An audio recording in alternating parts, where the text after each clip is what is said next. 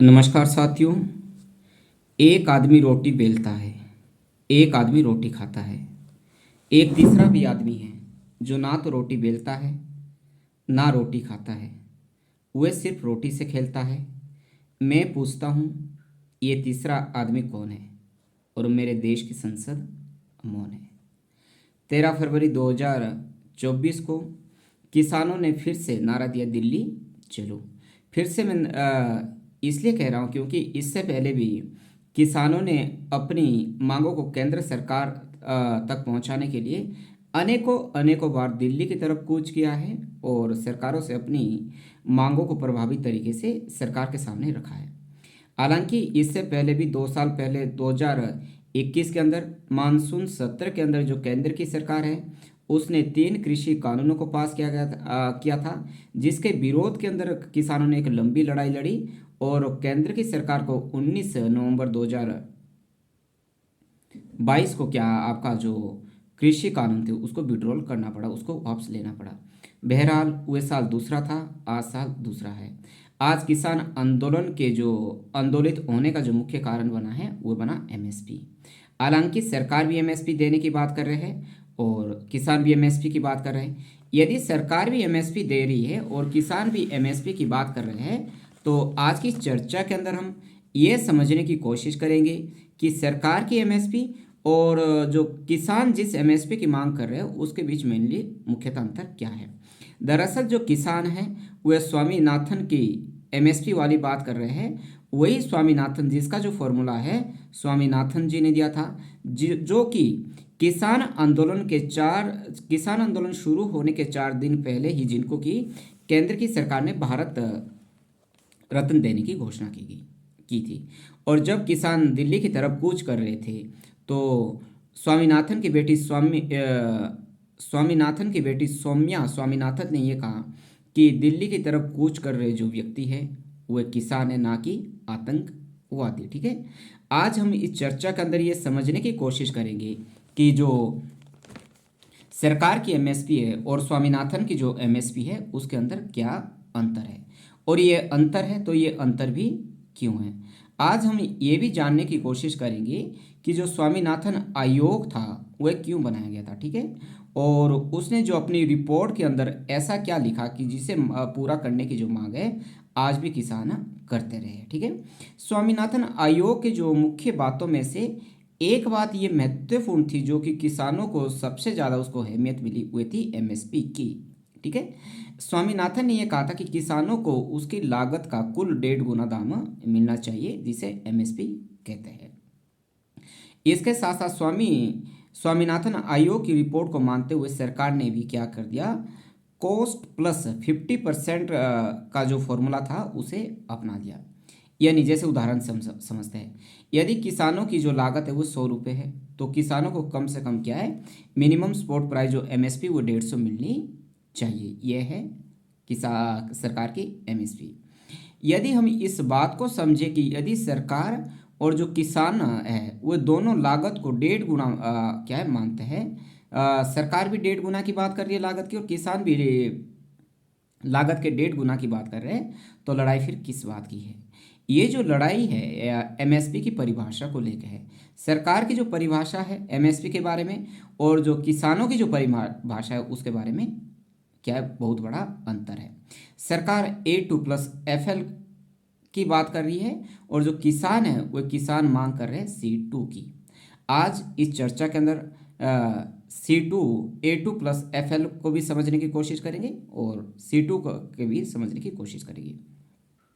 जो स्वामीनाथन आयोग की हम बात करें, इसके हम कह सकते हैं कि आज तक भारत के अंदर जितने भी कृषि वैज्ञानिक हुए हैं उनमें जो पहली पंक्ति के अंदर क्या है, स्वामीनाथन का नाम लिया जाता है। 1960 के दशक के अंदर जो स्वामीनाथन जी ने कृषि के साथ तकनीक को जोड़ दिया था, जिससे कि हमारे देश के अंदर क्या नई तकनीक के साथ नई खादों का आना, हाइब्रिड बीज का आना, केमिकल्स का आना, फर्टिलाइजर्स का आना, सिंचाई की नई तकनीकें जैसे ट्यूबवेल वगैरह, कीटनाशक, इन सभी से क्या हमारा देश क्या है, कृषि के उत्पादन में क्या अपने आप में आत्मनिर्भर बना। जो हमारा देश भुखमरी के शिकार के शिकंजे के अंदर फंसता जा रहा था, उसको बाहर निकालने में क्या है, कृषि को आत्मनिर्भर बनाने में क्या है, एम स्वामीनाथन जी का बहुत बड़ा महत्वपूर्ण योगदान रहा है। उस समय के एक किस्से की हम बात करें, उस समय मैडम इंदिरा गांधी देश की प्राइम मिनिस्टर थी और अमेरिका ने भारत आने वाले गेहूं के जो शिपमेंट को है रोक दिया था। इसका जो जिक्र है मैडम इंदिरा गांधी के जो प्रेस एडवाइजर थे जिनका नाम था शारदा प्रसाद ने लिखा है। शारदा प्रसाद ने यह कहा है कि जब अमेरिकन राष्ट्रपति, उस समय के जो तत्कालीन अमेरिकी राष्ट्रपति थे, उन्होंने भारत आने वाले अनाज के शिपमेंट को रोक दिया था, तो मैडम इंदिरा गांधी ने उस समय के तत्कालीन अमेरिकन राष्ट्रपति लिंडन जॉनसन को कॉल किया और अमेरिकी राष्ट्रपति ने उस समय कुछ जवाब दिया, जिसके जवाब में मैडम इंदिरा गांधी ने ये कहा कि मैं नहीं चाहती कि हमें खाने के लिए भीख मांगनी पड़े। अब इस बात से ये अंदाज़ा लगाया जा सकता है कि हमारे देश के क्या हालात रहे होंगे। ठीक है, जो हमारा देश भुखमरी के शिकंजे की तरफ फंसता जा रहा था, उसको उसके बाद जो ना केवल आत्मनिर्भर बना बल्कि कृषि के खाद्यान्न के मामले में इतना अधिक आत्मनिर्भर बना कि कुछ ही समय के अंदर हुए खाद्यान्नों को क्या है निर्यात भी करने लगा। और भारत के शब्दकोश के अंदर एक नया शब्द जुड़ गया जिसको बोलते हैं हरित क्रांति या ग्रीन रेवोल्यूशन। ये सब कुछ हो पाया तो रिसर्च प्रोग्राम की वजह से, जिस रिसर्च प्रोग्राम के अंदर एम स्वामीनाथन की क्या महत्वपूर्ण भूमिका रही थी। ये 60 के दशक की क्या है बात थी, और 60 के दशक के अंदर क्या है, ऐसा नहीं था कि 60 के दशक के अंदर ही एम स्वामीनाथन ने जो ग्रीन रेवोल्यूशन कृषि के क्षेत्र में लाया था और भारत को क्या है आत्मनिर्भर बनाया था। एम स्वामीनाथन ऐसे व्यक्ति नहीं थे जो कि क्या गुमनाम रह जाते। एम स्वामीनाथन फिर से 2004 के अंदर प्रासंगिक हुए, जब उस समय की यूपीए सरकार ने एम स्वामीनाथन के ही अध्यक्षता के अंदर एक कमेटी का गठन किया, जिस कमेटी का ये काम था कि किसानों की समस्याओं का डायग्नोसिस करना और उन समस्याओं का डायग्नोसिस करने के बाद क्या है उसके सुझाव के लिए क्या है सरकार को क्या है सुझाव भी देना। क्योंकि समय की परिस्थितियों के साथ हमारा देश तो आगे बढ़ रहा था, परंतु जो किसानों की स्थिति के अंदर कुछ खास सुधार नहीं हो रहा था। किसानों की जो स्थिति वो दिन प्रतिदिन क्या है दयनीय होती जा रही थी।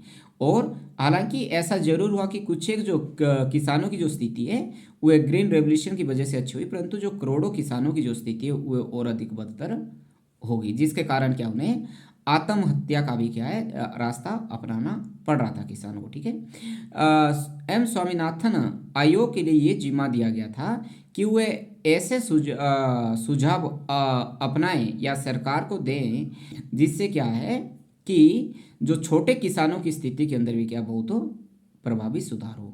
और एम स्वामीनाथन ने 2004 से लेकर 2006 तक केंद्र की सरकार को 5 रिपोर्टें सौंपी और जिनके आधार पर उस समय की यूपीए सरकार ने किसानों के लिए एक नेशनल पॉलिसी फॉर फार्मर्स बनाई और इसमें आयोग के ही उसने बहुत सारे सुझावों को क्या है स्वीकार किया।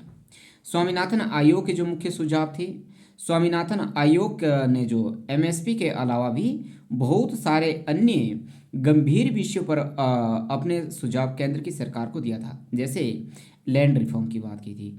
आज़ादी के बाद हमारे देश के अंदर लैंड रिफॉर्म कानून तो जरूर बने, परंतु धरातल के अंदर या व्यवहारिकता के अंदर क्या उनको बहुत कम उनको प्रयोग किया गया। ठीक है, इसके साथ साथ लैंड रिफॉर्म के साथ क्या है हमारे देश के अंदर लैंड सीलिंग भी की गई, यानी जिन लोगों के पास बहुत अधिक कृषि थी उनके पास एक सीमित मात्रा तक कृषि रखी गई और उस कृषि का जो बंटवारा है उन लोगों के बीच किया गया जिनके पास कृषि करने के लिए जमीन ही नहीं थी। परंतु फिर भी जो मालिकाना हक के मामले में हमारे देश के अंदर आज भी जो गैप है वो बहुत अधिक है। ठीक है, यदि आज भी हम बात करें तो जो 40% जो किसान है हमारे देश के उनके पास खेती योग्य जमीन कुल 3% है। ठीक है, और जो 10% हमारे देश के अंदर जो बड़े किसान हैं उनके पास क्या है खेती योग्य कृषि का जो मालिकाना हक है वह 54% है। इस आंकड़े से हम ये अंदाजा लगा सकते हैं कि हमारे देश के अंदर आज भी किसानों की क्या स्थिति है। इसके साथ साथ एम स्वामीनाथन ने अन्य भी बहुत से सुझाव दिए जिसके माध्यम से क्या है कि किसानों की जो स्थिति उसको बेहतर किया जा सकता था। जैसे एम स्वामीनाथन ने कहा कि बेस्ट लैंड, ऐसी लैंड जो कहीं भी उपयोग नहीं हो रही है। एम स्वामीनाथन ने ये कहा कि सरकारों क्या उस जमीन को क्या है उन किसानों को दे देनी चाहिए जिन किसानों के पास अपनी जमीन नहीं है। इसके साथ साथ एम स्वामीनाथन ने यह भी कहा कि सरकार को बड़ी कंपनियों और गैर कृषि कामों के लिए जमीन देने से बचना चाहिए। ठीक है। नेक्स्ट एम स्वामीनाथन ने कहा कि अनुसूचित जनजाति और चारागाहों को क्या है जंगलों में अपना काम करने की इजाज़त मिलनी चाहिए। इसके साथ साथ उसने नेशनल एडवाइजरी सर्विसेज की भी बात की। ठीक है। इन सभी बातों को क्या है ध्यान में रखते हुए क्या है कृषि की जमीन को वो क्या है और उपयोग और उसके जो खरीदार है के आधार पर एक बेचने का जो सिस्टम है उसको क्या बनाया जाना चाहिए। एम स्वामीनाथन ने खेतों की सिंचाई की पे भी अपनी ध्यान दिया। एम स्वामीनाथन ने अपनी रिपोर्ट में ये बताया कि देश के अंदर जो 19 करोड़ हेक्टेयर जमीन है वह भी खेत सिंचाई के लिए आज भी भगवान भरोसे है। यदि अच्छी या टाइम से बारिश होती है तो किसानों की फसल ठीक हो जाती है। यदि टाइम से और अच्छी फसल ना हुई तो जो किसानों की जो फसल है वह क्या बर्बाद हो जाती है।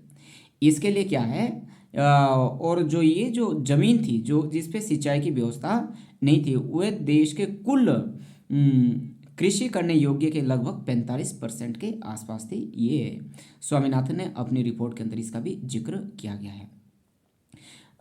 सिंचाई किस तरह से खेतों की हो या खेतों तक किस तरह से पानी पहुंचाया जा सके इसके लिए स्वामीनाथन ने कुछ सुझाव दिए थे। जैसे उसने रेन वाटर हार्वेस्टिंग की बात की थी कि ऐसी तकनीकों को बढ़ावा दिया जाना चाहिए जिससे कि बारिश के पानी को क्या है एकत्रित किया जा सके, स्टोर किया जा सके और आवश्यकता पड़ने पर क्या है उसी का ही उपयोग खेतों में किया जा सके। इसके साथ एम स्वामीनाथन का जो अगला महत्वपूर्ण सुझाव था वो एक खेतों के अंदर या कृषि के अंदर प्रोडक्टिविटी को भी लेके था, क्योंकि भारत के अंदर जो प्रोडक्टिविटी थी प्रति हेक्टेयर के हिसाब से अन्य देशों के मुकाबले क्या है बहुत कम थी। ठीक है। और जो प्रोडक्टिविटी थी जो उत्पादकता थी वह भी किसानों की आय के अंदर एक महत्वपूर्ण जो भूमिका है वह निभाती है। और एरिया वाइज प्रोडक्टिविटी के मामले में जो भारत है अन्य बहुत सारे देशों से पीछे था। जैसे 2002 का एक जो आंकड़ा है वह धान के उत्पादन के अंदर जो भारत का जो प्रति हेक्टेयर के हिसाब से जो धान था उसका वह था 2929 क्विंटल के हिसाब से था। ठीक है। यही जो उत्पादन है 2002 के अंदर प्रति हेक्टेयर उत्पादन चीन के अंदर वे 6321 होता है और जापान के अंदर क्या है प्रति हेक्टेयर 6464 रहता है। ठीक है। 2002 का डाटा के अनुसार ये डाटा 2022 का भी है। भारत के अंदर जो धान का जो प्रति हेक्टेयर के हिसाब से 2809 रहा है और चीन के अंदर 6500 रहता है और जापान के अंदर प्रति हेक्टेयर ये 6771 प्रति हेक्टेयर रहता है। इतना बड़ा जो डिफरेंस है एरिया वाइज प्रोडक्टिविटी के आधार पे क्या है भारत के अंदर देखने को मिलता है, जिसको क्या पॉइंट आउट करने का जो काम है एम स्वामीनाथन के द्वारा किया गया था।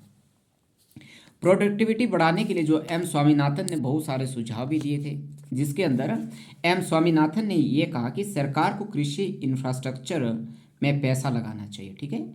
और क्या उसे सॉइल टेस्टिंग के जरिए ये पता लगाना चाहिए कि मिट्टी के अंदर किन चीज़ों की क्या है कमी है। यदि मिट्टी के अंदर कुछ एक तत्वों की कमी है जिस पे ध्यान देना जरूरी है।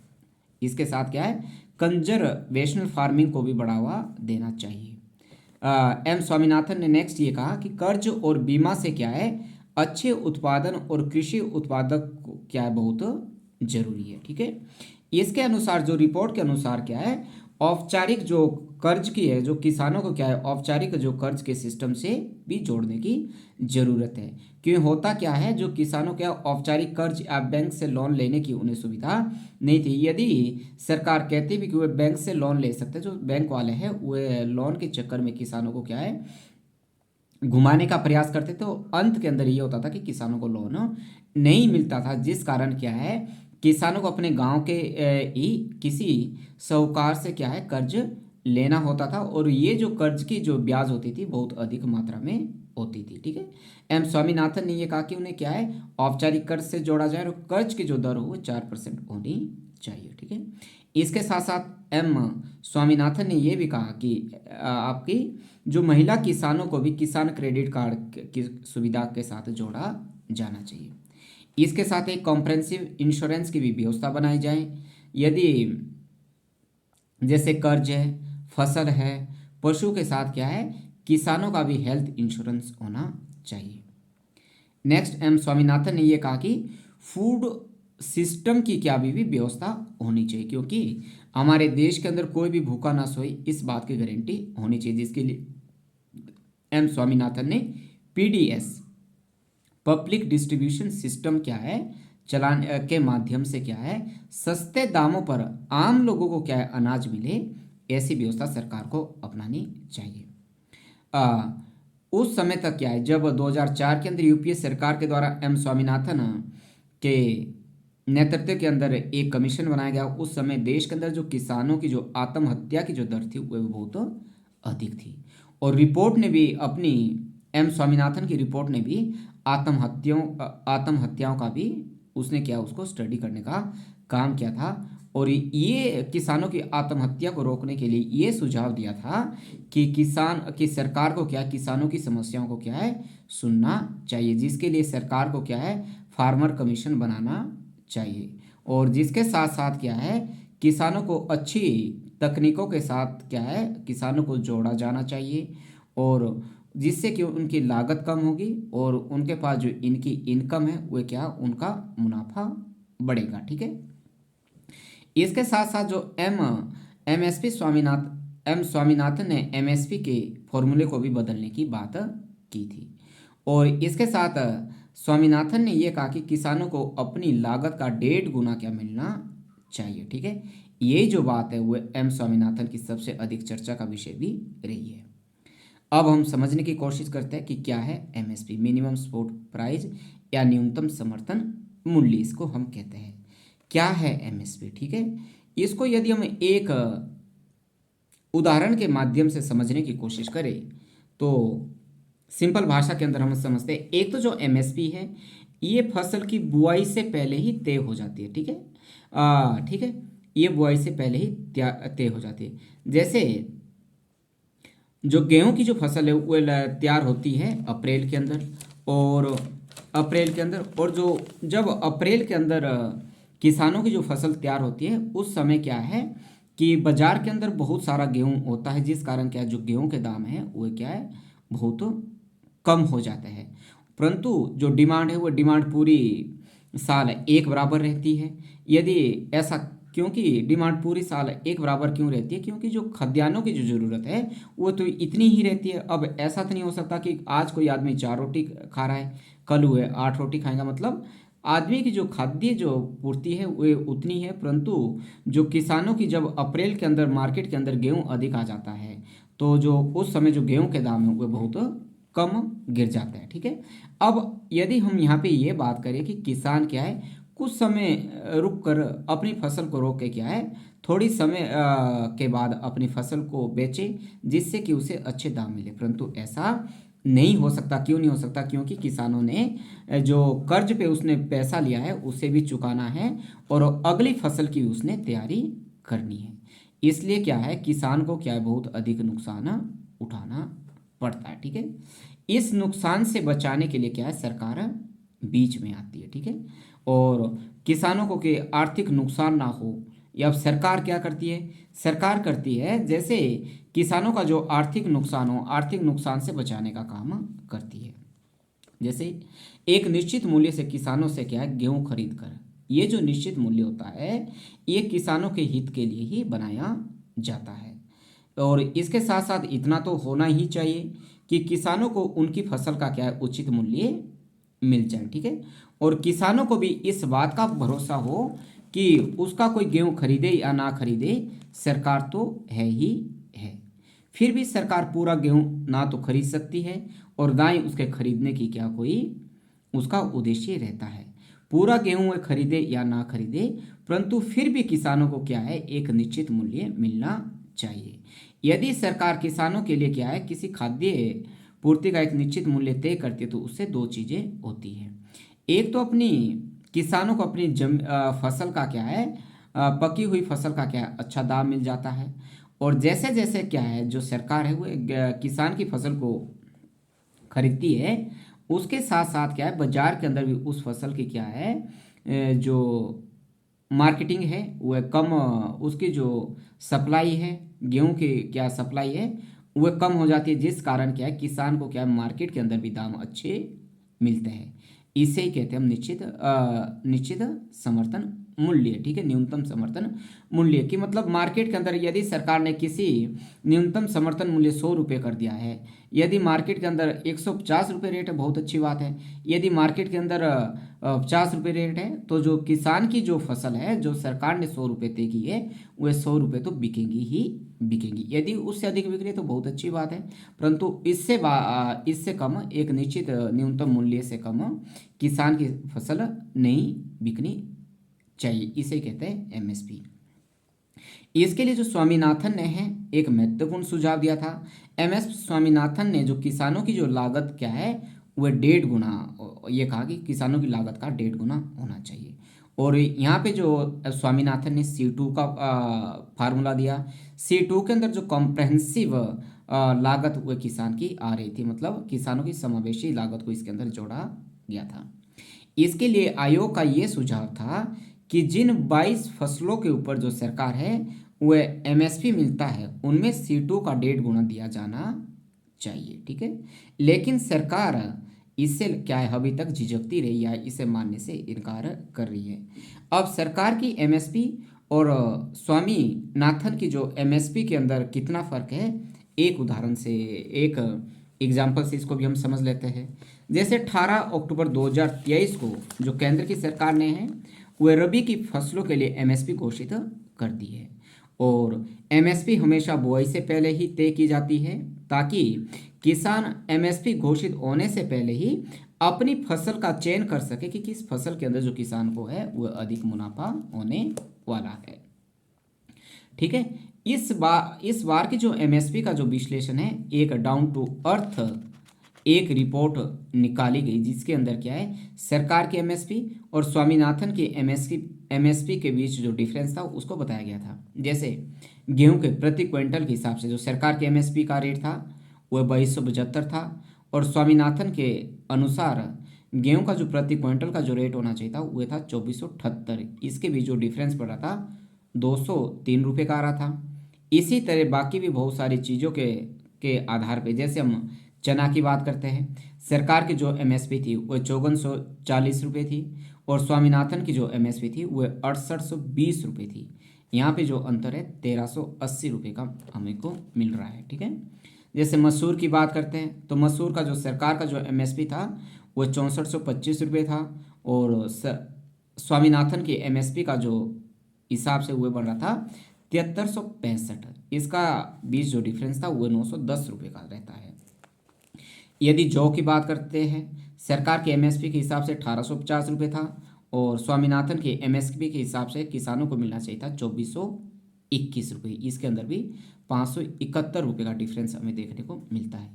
जैसे सरसों की बात करें हम, सरकार की एमएसपी का मूल्य 5650 रुपये था और एम स्वामीनाथन के हिसाब से किसानों को मिलना चाहिए था 6102 रुपये।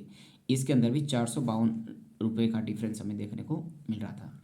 अब ये जो सरकार की एमएसपी है और स्वामीनाथन की एमएसपी के अंदर इतना अंतर क्यों है, और ये जो अंतर है ये दरअसल के अंदर इसको क्या है कैलकुलेट करने का के बीच इसका अंतर देखा जाता कि सरकार जो एमएसपी को जो कैलकुलेट करती है और स्वामीनाथन जो एमएसपी को जो कैलकुलेट करने के बीच इसका ये अंतर रहता है। क्योंकि जो सरकार है, सरकार किसानों की लागत को क्या है A2 + FL के अंदर क्या उसे मानती है या उसको कैलकुलेट करती है, जबकि स्वामीनाथन आयोग का ये सुझाव था कि C2 लागत को ध्यान में रख के क्या है एमएसपी लागू होनी चाहिए। अब हम A2 + FL और C2 क्या है इसको भी समझने की कोशिश करने वाले हैं। जैसे एमएसपी के कैलकुलेशन की हम बात करें, ठीक है, जैसे बिजनेस के अंदर क्या है अलग अलग तरह की क्या लागतें रहती है और किसी लागत में जो व्यापारी है वह जो अपना मुनाफा है वह अपना मुनाफा जोड़ के ही किसी वस्तु का जो मूल्य है वह तय करता है। और एमएसपी जो कैलकुलेट करने के लिए भी क्या है, इसी फॉर्मूले का क्या उपयोग होता है, जिसे कहते हैं कॉस्ट प्लस प्राइजिंग। ठीक है, लेकिन एमएसपी तय करते समय क्या है, पेच क्या फंसता है कि लागत के तरीके में वैसे तो कई तरह की लागत आती है। ठीक है, कई तरह की एमएसपी तय करने के बीच कई तरह की लागतें आती है, परंतु एक जो कॉस्ट होती है वह एमएसपी की जो कैलकुलेट करने के लिए क्या है, तीन तरह की लागत के ऊपर मेनली फोकस किया जाता है। एक तो A2, दूसरा A2 प्लस FL और तीसरा C2। अब हम ये समझते कि A2 क्या है, A2 प्लस FL क्या है और C2 क्या है। ठीक है, A2 का मतलब होता है कि किसी भी फसल को उगाने के लिए जो रॉ मटेरियल हुआ है या जो मशीन का प्रयोग हुआ है, जो खर्चा जोड़ा जाता है। ठीक है, एक तो रॉ मटेरियल का और मशीन्स का, जैसे आपका पेट्रोल का, डीजल का, बीज का, फर्टिलाइजर्स का, कीटनाशक का। ठीक है, और मजदूरी का, इसका क्या है, कुल क्या कीमत निकाली जाती है, उसको बोलते हैं A2। और A2 प्लस FL का मतलब होता है, A2 का मतलब होता है रॉ मटेरियल और उस पर लागत मशीन वगैरह की उसके खर्चे। FL का मतलब होता है फैमिली लेबर। किसान का जो परिवार है वह पूरी साल क्या है, खेतों के अंदर मजदूरी करता है, वह काम करता है, और यदि वह खुद काम नहीं करता तो क्या है, दूसरे मजदूरों को उसे अपने खेतों पे काम करने के लिए रखने होते थे। ऐसी परिस्थिति में जिन मजदूरों को क्या हुए अपने खेतों पे काम करने के लिए रखता था, उन मजदूरों की उसे मजदूरी देना होती थी। परंतु क्या है, जो किसान का जो परिवार है वह स्वयं मजदूरी करता है, परंतु उन्हें कोई मजदूरी नहीं मिलती। इसके साथ साथ यदि किसान अपने खेतों पे काम नहीं करते, किसी दूसरे के खेतों में काम करते, फिर भी क्या उन्हें मजदूरी, क्या लेबर मिलनी थी। इसे ही कहते हैं FL यानी फैमिली लेबर। ठीक है, और इकोनॉमिक की परिभाषा के अंदर क्या है, इसको भी जोड़ा जाता है। A2 प्लस क्या है, FL। और सरकार जो MSP दे रही है वह A2 प्लस FL की बात कर रही है कि किसानों के लागत का 1.5 गुना होना चाहिए, मतलब उसमें किसानों का रॉ मटेरियल भी जुड़ा होना चाहिए, उसके अंदर जो तकनीक का उसका खर्चा है, कीटनाशक का उसका खर्चा है, मजदूरी का उसका खर्चा है, या फैमिली लेबर भी इसके अंदर काउंट की जाती है। परंतु C2 के अंदर क्या है, A2 के साथ क्या है, A2 प्लस FL के साथ क्या है, कॉम्प्रहेंसिव या समावेशी लागत को जोड़ा जाता है, यानी फैमिली लेबर को भी इसके अंदर रखा जाता है। इसके अंदर इसके एक जो महत्वपूर्ण जो बात है, इसके अंदर अपॉर्चुनिटी कॉस्ट को भी जोड़ा जाता है। ठीक है, यानी लागत की क्या है, जिसे हम क्या है, मौके की वजह से क्या है, हम क्या है, खोने की वजह से उसको चुकाते हैं। जैसे हम जिसको हम क्या है, एक मौके की से खोने की वजह से चुकाते हैं। जैसे एक उदाहरण के माध्यम से हम समझते हैं कि जैसे हमने एक दुकान बनाई और दुकान के अंदर क्या हम कारोबार कर रहे हैं, और एक छोटी सी दुकान के अंदर क्या हमारा एक महीने का जो मुनाफा हो रहा है वो लगभग 10,000 हो रहा है। और कोई मुझे ये कहता है कि जिस दुकान पे आपको 10,000 जो एक महीने का मुनाफा हो रहा है, यदि मैं उसी दुकान को क्या है किराए पे दे देता हूँ तो मुझे किराया कम से कम कितना है, एक महीने का 12,000 मिलने वाला है। अब मैं सोच पे ये पड़ जाऊँगा कि मैं तो दुकान भी खुद चला रहा हूँ और उसके बावजूद भी मैं क्या है 10,000 का ही मुनाफा कमा पा रहा हूँ, और मैं तो यदि मैं अपनी दुकान को किसी को किराए पे देता हूँ तो मुझे क्या 12,000 रुपये आसानी से मिल जाएगा, और इसका क्या मैं 2,000 रुपये का क्या मुझे हर माह क्या नुकसान हो रहा है, और जिसके लिए क्या मैंने इस रेट को क्या पीछे छोड़ दिया है। ये जो 12,000 जो 2,000 की जो बात है उसे बोलते हैं अपॉर्चुनिटी कॉस्ट। या ऐसा भी हो सकता कि जो 12,000 की जगह किराया जो का है वो कम भी आ सकता है, 8,000 भी आ सकता है। ऐसी परिस्थिति में 2,000 का जो ये डिफरेंस है इसको बोलते हैं अपॉर्चुनिटी कॉस्ट। अब क्या है कि 2,000 का क्या है, जो किसानों को जो अपॉर्चुनिटी जो कॉस्ट है वो निकाली जाती है, वह भी ऐसी ही जो कॉस्ट है वो ज़मीन पे भी निकाली जाती है। ठीक है, उसे क्या C2 कॉस्ट कहते हैं। इसमें C2 कॉस्ट के अंदर क्या है, एक तो A2 को काउंट किया जाता है जिसके अंदर रॉ मटेरियल आपकी लागत मशीनों की, फर्टिलाइजर्स, बिजली का बिल या बाकी सारी चीज़ें, और इसके साथ साथ फैमिली लेबर भी इसमें जोड़ी जाती है। मतलब जो फैमिली के जो आपके मेंबर हैं उनके लेबर भी जोड़ी जाते हैं। इसके साथ साथ जिस जमीन के अंदर क्या हम खेती बाड़ी करते हैं उस जमीन का क्या किराया भाड़ा भी इसमें जोड़ा जाता है। मान लें हम खुद खेती नहीं करते, हम किसी दूसरे को किराए पे देते, तो फिर भी हमें हमें ना तो खेती की और ना ही कुछ हमने उसके अंदर इन्वेस्ट किया, ना ही हमने मजदूरी की, हमने किसी किराए पे दी, परंतु फिर भी हमें उतना पैसा तो मिल ही रहा था। उसे बोलते C2 जिसे कि लागू करने की जो मांग है वह सरकार किसान लगातार कर रहे हैं।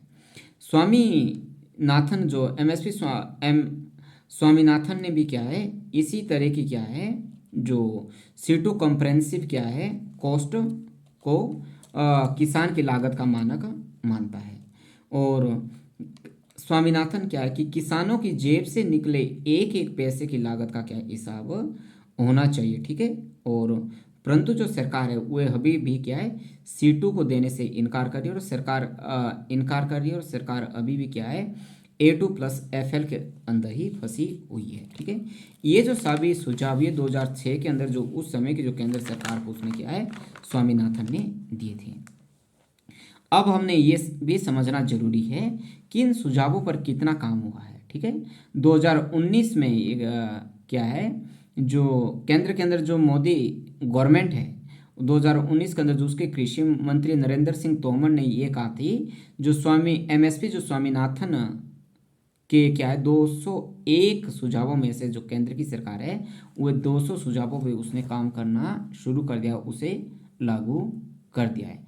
इसमें जो स्वामीनाथन की जो सबसे जो चर्चा का विषय रहा है MSP वह भी उसने लागू कर दिया, जो कि किसानों की लागत का 1.5 गुने की बात कर रहे थे। परंतु सरकार की MSP की परिभाषा और स्वामीनाथन की MSP की जो परिभाषा है इसमें बहुत बड़ा अंतर है, ठीक है। इसके साथ साथ क्या है कि जो केंद्र की सरकार ने स्वामीनाथन की आयोग की सिफारिश को लागू करने के बहुत सारी योजनाएं भी बना रखी है, जैसे सॉइल हेल्थ कार्ड के जरिए क्या है कि किसानों को मिट्टी की टेस्टिंग कराने की क्या सुविधा दी हुई है कि ताकि किसान ये जान सके कि उनकी मिट्टी के अंदर क्या किन चीज़ों की कमी है जिससे कि उसकी प्रोडक्टिविटी बढ़े, ठीक है।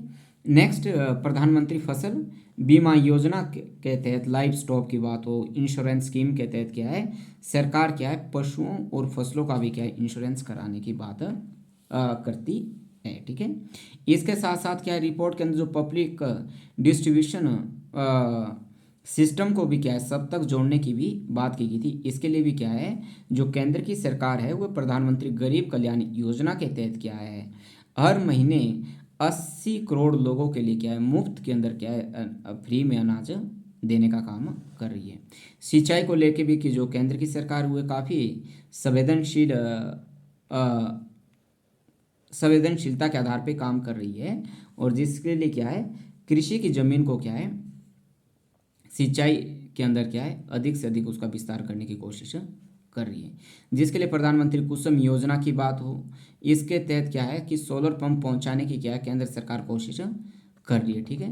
परंतु जो MSP स्वामीनाथन की जो सबसे चर्चित हिस्सा रहा था वह था MSP, जिसे क्या है किसान जो केंद्र की सरकार है आज भी C2 की बात को स्वीकार नहीं कर रही है, जिसके कारण क्या किसान आंदोलन कर रहे हैं।